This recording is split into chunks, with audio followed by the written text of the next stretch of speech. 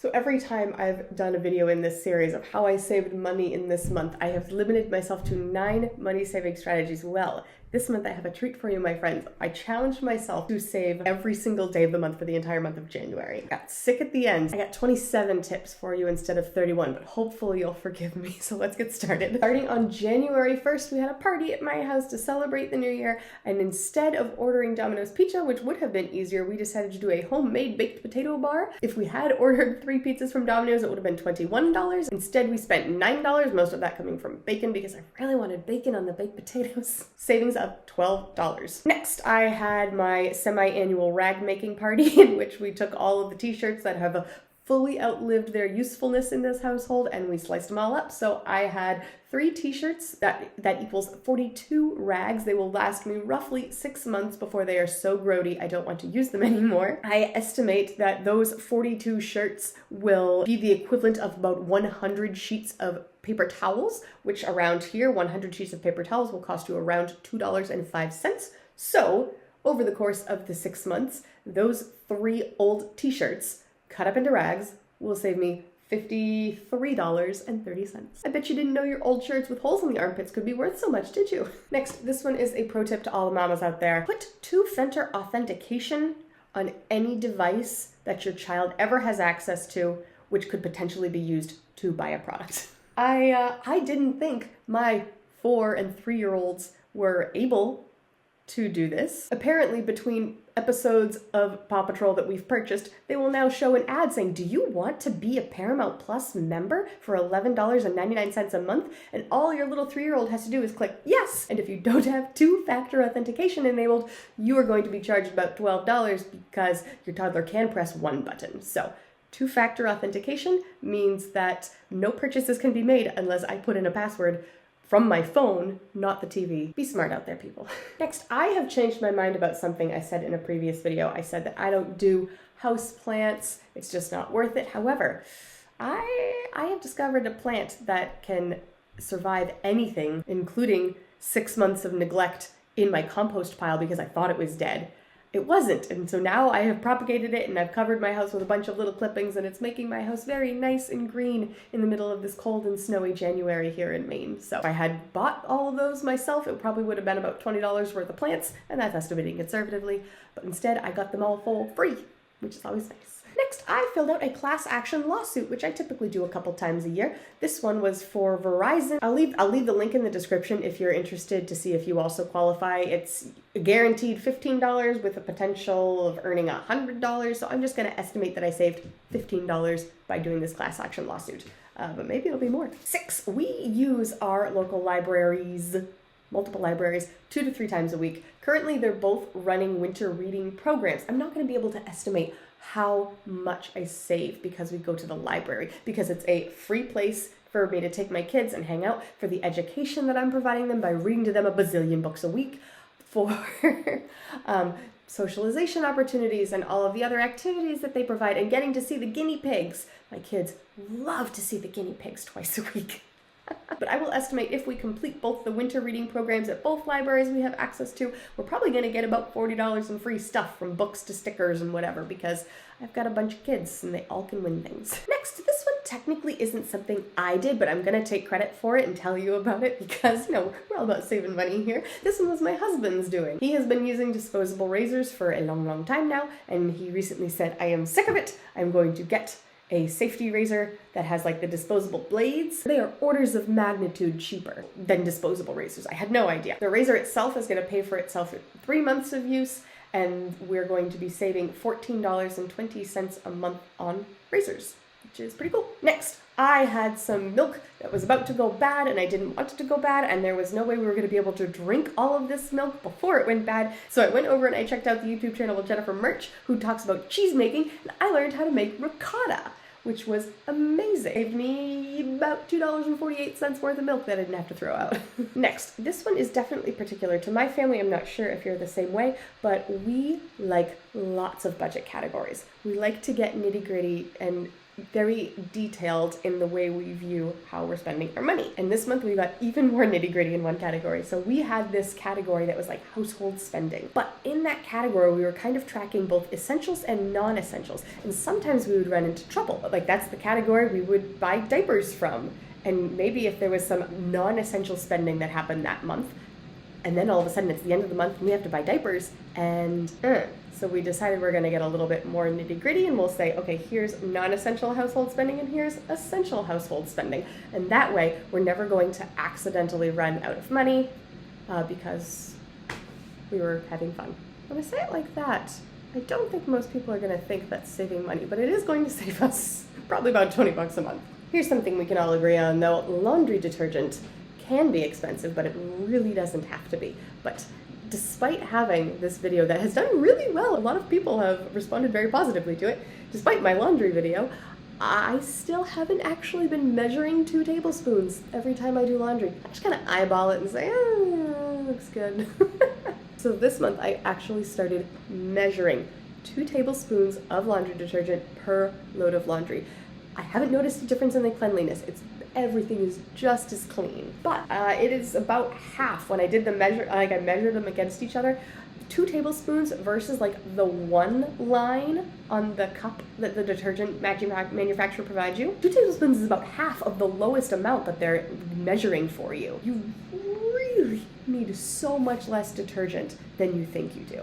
And if you're going through gobs and gobs and gobs of laundry detergent, either you have like 12 children who all play sports and like to play in the mud, or you might be using a little too much laundry detergent. For me though, because I was already doing roughly about the 1 line, it's only going to save me about $1.50 a month on laundry detergent, cutting that in half. Because we do about 15 loads of laundry a month, which is a topic for another video I can talk about if people are interested, because a lot of people I see do like 1 to 2 loads of laundry a day, but I could talk about that if people are interested. Another one people always like to talk about, oh, if you want to save money, you just gotta make your coffee at home. Well, how much does that actually save you?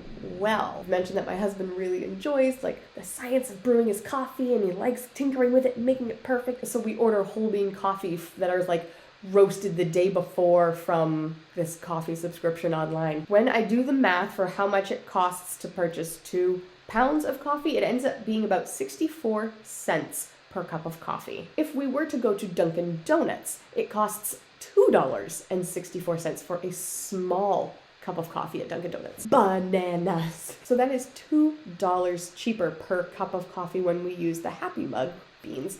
If we were to use like generic grocery store coffee, it ends up being about 41 cents a cup of coffee. My husband and I always have a cup of coffee in the morning. Probably half the time we'll each have a cup of coffee in the afternoon as well. If you do all that averaged out, so like 2.5 cups of coffee on average a day for the entire month of January, that's $190 in savings just on coffee. And that's not fancy coffee either. That's not like a mocha frappe latte, straight black coffee, $190 cheaper to make it at home. Next, if you are new around here, I have 3 kids, and kids like novelty, and you can provide them novelty by going to the grocery store and getting toys all the time, but you can also provide novelty by using a little bit of creativity. And recently we noticed that the tiles on the kitchen floor look a lot like hopscotch, so we took some masking tape out and we made ourselves a hopscotch thing. And if I could very conservatively estimate that one moment of creativity saved me about $5 to get a new knick-knack at the grocery store for a toy, I'll say $5 saved there. On January 13th, I batched some errands. I had a lot of errands to do that day, and instead of doing each one at a time, which sometimes I think to do, especially if I've got like a napping baby, I want to like strike while the iron's hot and just get whatever done in that stretch of time that I can. This time I decided to batch them all together, so I would have been driving 10.5 miles. Instead, I only drove 6. About $1.50 worth of savings. And then I did that about 3 more times over the course of the month. So we're going to say I saved $6 in gas by batching some errands. Next, I can't remember if I've mentioned this before, but I exclusively drink from a water bottle. Like I take my water bottle to the dinner table, and it walks around the house with me, and I don't drink if I'm not using this water bottle. Well, unfortunately, my Walmart water bottle from about 6 months ago met an untimely end at the hand of one of my toddlers. And so this time I decided I was going to get, again, a buy it for life product, something that I could buy once and would hopefully just never need to be replaced, or as close to never as possible with entropy. So I did a lot of research and I decided on Hydro Flask. Apparently this was like the hot brand like 4 years ago, which is about on par with my speed of catching on to trends. But this one had a big old dent, and the person who bought it returned it, and Amazon decided to try selling it again at a deeply discounted rate at which I bought it. So I saved $20 on hopefully a buy it for life water bottle, and I was more than happy to pay that to never need to buy a new water bottle again. If you weren't aware, I think it is return season on Amazon. Everyone who got a bunch of junk they didn't want from Christmas or holiday seasons is now trying to return it, and things are being relisted online, and you can get some good deals if you're willing to buy used. All right, halfway through the month, I was trying to come up with projects that I could do so that I could save money on that day, and I realized I have a box of like things that I could mend. I probably look at that box once a year. I'm not very faithful to the idea of mending all of my clothes. When the mood strikes me, I'll do it, but it's not like I have a good routine of it. However, when I looked in my things that I can mend box, I realized that there were 2 items in there that I actually was thinking of purchasing that knew that I had need of, that were kind of expensive. If you've ever nursed a baby, some of the supplies that come with that can get expensive, and so I mended 2 of my straps that needed just a little bit of mending. They just needed a few minutes of attention. They held, and now I don't have to buy new ones, and those can be really expensive, so I'm going to say that I saved $100 by mending the 2 of those. All right, next, my husband and I, during this Christmas season, looked at each other and were like, we haven't bought Christmas decor since we were engaged, and we bought that one really old Christmas tree. That's the only Christmas decor we've ever bought. And when we looked at each other this year and we're like, it would be kind of nice to make the house feel a little more Christmassy. Maybe we should do that. And we thought about it and we're like, what? Why don't we just wait till next year? My husband, being the smarty pants he is, he went to Walmart and noticed that all the Christmas decor is 75% off in January. So we got a few things. We got a new tree that has lights that work, got garland. That choice to get our Christmas decor in January instead of this past December or next November, December, saved us $193.50. So pretty good deal. Day 17, I fixed a trash can. Trash cans are actually pretty expensive.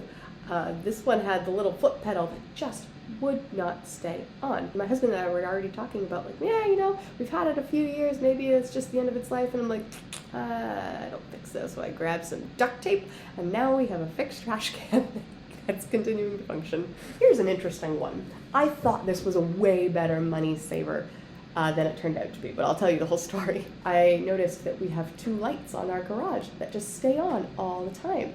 And I realized, if I turn those off, well, that's saving some money. So I went to my electric bill to see, how much money that was going to save me. I did the math based on, 2 120 watt bulbs, and I was like, wow, honey, if we just turn these 2 lights off, we save $22 a month. And he looks at me and he's like, that's not right. How can that be right?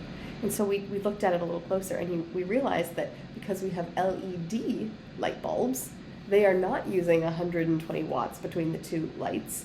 They're only using 9 watts. So I'm saving $3.42, but this is a lesson to all of you out there who still haven't switched every one of your light bulbs to LED. There's a reason. The idea that whenever you leave a room you should shut the light off is much more impactful if you have incandescent lights. But still, turn your lights off if you've got them and you're not using them. I also made a lot of bread this month. I do that every month, but this month my husband has decided he likes my homemade bread as much as he likes the Ezekiel bread that we've been getting for a while. That's, quite healthy for you. And so we made a deal. We're like, all right, I'm going to make sure that I'm making bread all the time, and we'll just not have to purchase the Ezekiel bread anymore. And so that's going to be a savings of probably $17.78 a month. Here is the smartest thing I did all month. I was looking around at all of my friends and all of their children, and everyone is dropping like flies from colds and flus and COVID and whatnot. And I thought, you know what? It is a fact that at some point in the near future during this winter season, we're eventually going to get sick. I should probably have some freezer meals put away just in case that happens. And so I went and I made a giant batch of meatballs. Meatballs are great if you've got little kids because you could just take a couple out of the freezer, 2 or 3, put them on a plate, and that keeps that, there you go. That's all they want is 2 or 3 meatballs. So I went out and I made 4 pounds of ground beef into meatballs. I'm estimating that, that's If we actually had full meals, that would probably be about 4 meals, like 4 big meals worth of meatballs. If I said that when we were sick we would need to spend about $15 to eat out as a family, which, come on, is $3 a person in my family, which you can't even do, but let's just be super conservative. If I had 4 meals, $15 a person, I'm going to say making my giant mess of meatballs just in case we got sick saved me $60. That's foreshadowing. Here's kind of a dumb one, but I figured I should mention it because I still see people commenting that, oh my gosh, if you have potatoes with eyes, you need to throw them out. They're dangerous, they're toxic. Potatoes with eyes are not toxic. If you eat a very, very green potato, there's some amount of toxin in that. But the eye of the potato is, you just gotta scoop it out and the rest of the potato is good. So I just wanted to let you all know, in case you didn't, I had an entire couple pounds of potatoes that started to sprout eyes on me, so I plucked them all out and baked a big mess of, I don't remember what we did with them. Did we do baked French fries or mashed potatoes? I don't remember what we did. And that saved me, $1.25. Here's another one for all of you who have babies in your lives. Baby food is ridiculously expensive. I mean, baby food goes from like $5, $6, $7 a pound for like pureed carrots, which are like, you can get for 80 cents a pound if you just got the whole carrot. You don't do like serve the baby a serving of food from a pouch or a container. It just doesn't make any sense. Also, it takes more time, and my kid is hungry. Like, the baby eats as much as the big kids. Even if I were to estimate just getting like 1 jar of baby food a day, that's going to be like $1.10 on the low end. It can easily go up to like $2, like for 1 container per day. Over the course of 31 days, that would have cost $34.10. Sometimes we get like snacky baby foods, mostly as like entertainment. like teething biscuits or things like that. That's like, I'm not giving it to you for principal nutrition, kiddo.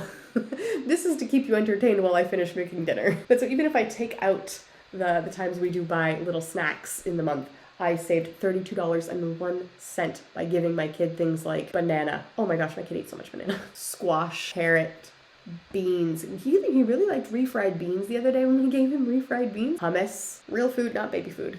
Here's another cool one. I mentioned the library, but I gotta say something else about the library. Libraries in this area, at least, and I think a lot of other areas, also offer tickets to local museums and attractions. So we snagged the group pass from our library. They offer it to 1 family a day. The day before, I called them like, hey, has anybody nabbed tomorrow's ticket to the Children's Museum? They said, no, it's yours.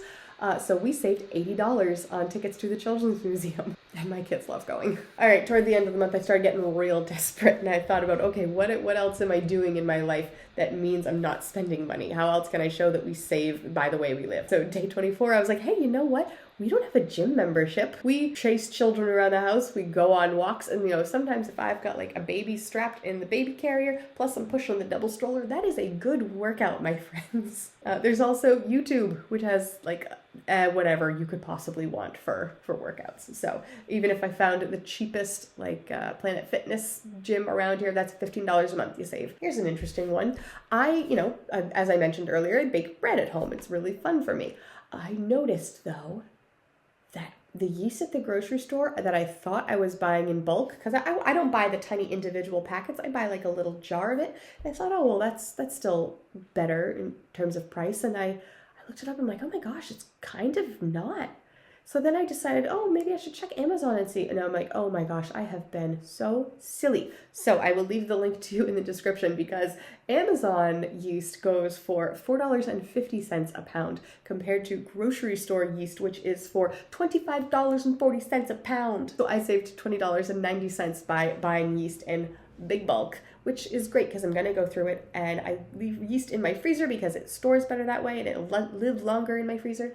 And yeehaw, never have to worry about running out of yeast, so I can make all the bread I want. Second to the last, before the illness descended upon the household, we did one of our, I went to the thrift store that's in town. If you were part of the live stream I did on the Black Friday, first of all, thank you, that was a lot of fun. But I was mentioning on that live stream that I was looking for blackout curtains, because I had made the unfortunate mistake of washing my previous blackout curtains for our room, and apparently you shouldn't do that. They disintegrate and fall apart if you bought them at Walmart. So curtains aren't something you need to survive. I wasn't willing to like use the emergency fund to get whatever blackout curtains I wanted for our bedroom. I was willing to wait. And so wait we did. And so about 2 months later, when I was at the thrift store, I finally was like, they had like a set of 6 or 8 matching blackout curtains, or very, very heavy duty curtains that weren't technically blackout. I was like, jumped on it. Exactly why I have my to hunt for list. It's so that I can be thinking about the items that I'm currently needing even if they're not on the top of my mind, they are on the top of my list. And so I didn't forget blackout curtains at the thrift store. And when I got home, I realized that they were like $40 a panel curtains if I had bought them brand new, and I got them for $5 a panel. So buying them all saved $210. And finally, I was doing a pantry challenge in the month of January before I caught the plague. The one argument I hear people making frequently against pantry challenges is like, why would you buy all kinds of extra stuff in bulk and whatever, just so you can spend a little bit less one month, and then the next month you're just gonna go out and buy everything in bulk again? Here is where the magic happens, because it's not working the way you think it does. You're not going out and buying everything in bulk all throughout the year just to have things in bulk. In the system that I use, the only time that I'm making extra purchases about food that I'm not going to use immediately that week is if it's on super sale. If it's a loss leader sale, if it's a markdown sale. I talked about all of these in my last video on how to save money on groceries, which I'll share with you in a second, but let me finish my point. You're only buying things when they're on super sale and you can't ever find them at that price otherwise. So eventually, if you're doing this correctly, you will eventually have a bit of a stockpile. But I will never blow my budget just to get things on super duper sale. Everything I purchase still has to come within my guidelines, which if you're interested in how we do like spending guidelines in my house, I can make a video on that too if anyone's interested. When I do a pantry challenge, my goal is to start whittling down some of the bulk that we've accumulated when purchasing things on super sale. And so, you know, you have to use food. If you're going to bring it in your house, you have to use it. I was doing great on my pantry challenge. I was like spending basically 50% of my usual weekly grocery budget. And then I got sick. My husband took over grocery shopping. I came down feeling like death one morning, and he's like, just so you know, I did all the grocery shopping and I made all the meal plans for you, and you know, it's all on. And I think I started weeping. He didn't know I was doing a spending challenge. Like, I didn't want him to do the spending challenge. I wanted to lay on the couch and not throw up. He took care of us. And so half of the month of January, I did a spending challenge. And even then, just those 2 weeks, compared to what I normally would spend in a week of grocery shopping, I saved $114.02 in 2 weeks on groceries.